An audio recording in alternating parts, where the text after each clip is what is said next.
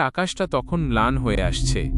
দিগন্তে শেষ বিকালের লালচে আভা মুছে গিয়ে একটা ধূসর ছমছমে অন্ধকার চারপাশকে গ্রাস করছে।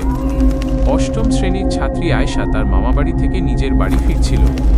সাধারণত সে এত দেরি করে না, কিন্তু আজ মামাতো ভাই বোনদের সাথে গল্প আর লুকোচুরি খেলায় মেতে থাকায় সময়ের খেয়াল ছিল না। যখন হুঁশ হলো তখন সূর্য প্রায় ডুবুডুবু। মামি বারবার বলছিলেন, আজকের রাতটা থেকে যা মা, এত রাতে একা একা যাওয়া ঠিক হবে না। কিন্তু আয়েশা শোনেনি। আগামীকাল তার গণিত পরীক্ষা, বাড়িতে বই খাতা ফেলে এসেছে।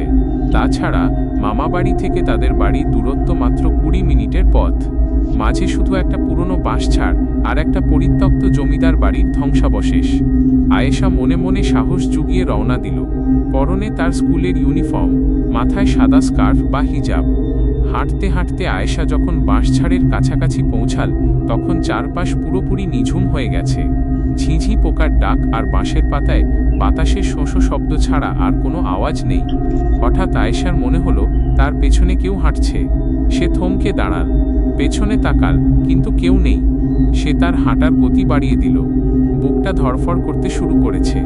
মনে মনে সে আয়াতুল কুরসি পড়তে লাগল, যা তার মা তাকে ছোটবেলায় শিখিয়েছিলেন বিপদের সময় আল্লাহর সাহায্য চাওয়ার জন্য। বাঁশঝাড় পার হতেই সামনে পড়ল সেই পুরনো জমিদার বাড়িটি। ঠিক তখনই আয়েশা থমকে দাঁড়িয়ে গেল। তার চোখের সামনে যা দেখল তাতে তার গায়ের রক্ত হিম হয়ে গেল। জমিদার বাড়ির ভাঙা ফটকের সামনে একটি ল্যাম্পপোস্টের আবছা আলোয় দাঁড়িয়ে আছে একজন মহিলা, অবিকল তার মায়ের মতো দেখতে। পরনে মায়ের সেই প্রিয় নীল সুতি শাড়িটা। আয়েশা আবেগে আপ্লুত হয়ে ডাকল, আম্মু, তুমি এখানে?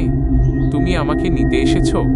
মহিলাটি কোনো কথা বলল না, শুধু হাত নেড়ে আয়েশাকে কাছে ডাকল। আয়েশা 1 পা 2 পা করে এগোতে লাগল।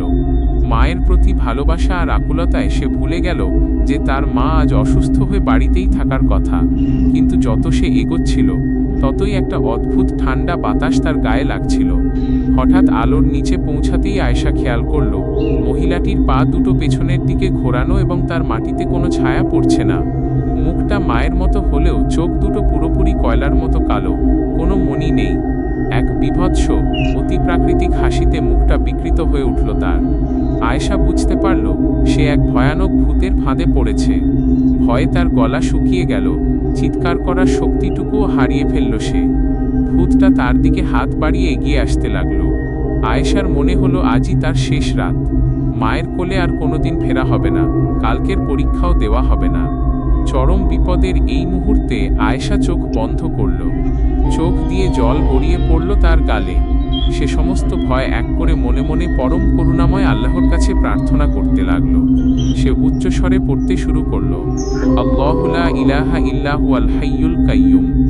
যেমনই সে পবিত্র আয়াতুল কুরসি মুখে উচ্চারণ করল, অমনি চারপাশের বাতাস যেন ভারী হয়ে উঠল। সেই মায়াবী রূপধারী ভূতটি বিকট চিৎকার দিয়ে উঠল।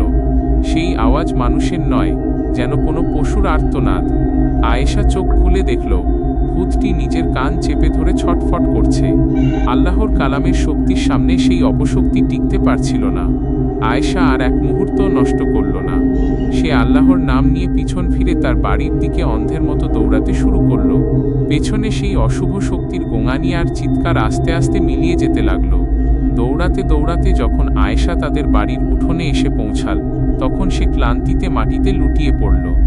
ঘরের দরজা খুলে তার আসল মা হ্যারিকেন হাতে হন্তদন্ত হয়ে বেরিয়ে এলেন। আয়েশাকে এভাবে কাঁপতে দেখে মা তাকে বুকে জড়িয়ে ধরলেন। মায়ের চেনা গায়ের গন্ধ আর উষ্ণতা পেয়ে আয়েশা হাউ হাউ করে কেঁদে উঠল। সে মাকে শক্ত করে ধরে বলল, আম্মু, আমি আর কোনোদিন তোমাকে ছেড়ে কোথাও যাব না।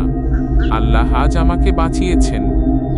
মা আয়েশার মাথায় হাত বুলিয়ে দিতে দিতে চোখে জল নিয়ে বললেন, ভয় নেই মা, আমি আছি। আল্লাহ যাকে রক্ষা করেন তাকে কেউ ক্ষতি করতে পারে না। সেই কালো রাতের ভয়ঙ্কর অভিজ্ঞতা আয়েশার মনে এক গভীর দাগ কেটে গেল, যা তাকে বিশ্বাস আর সাহসের এক নতুন পাঠ শিখিয়েছিল।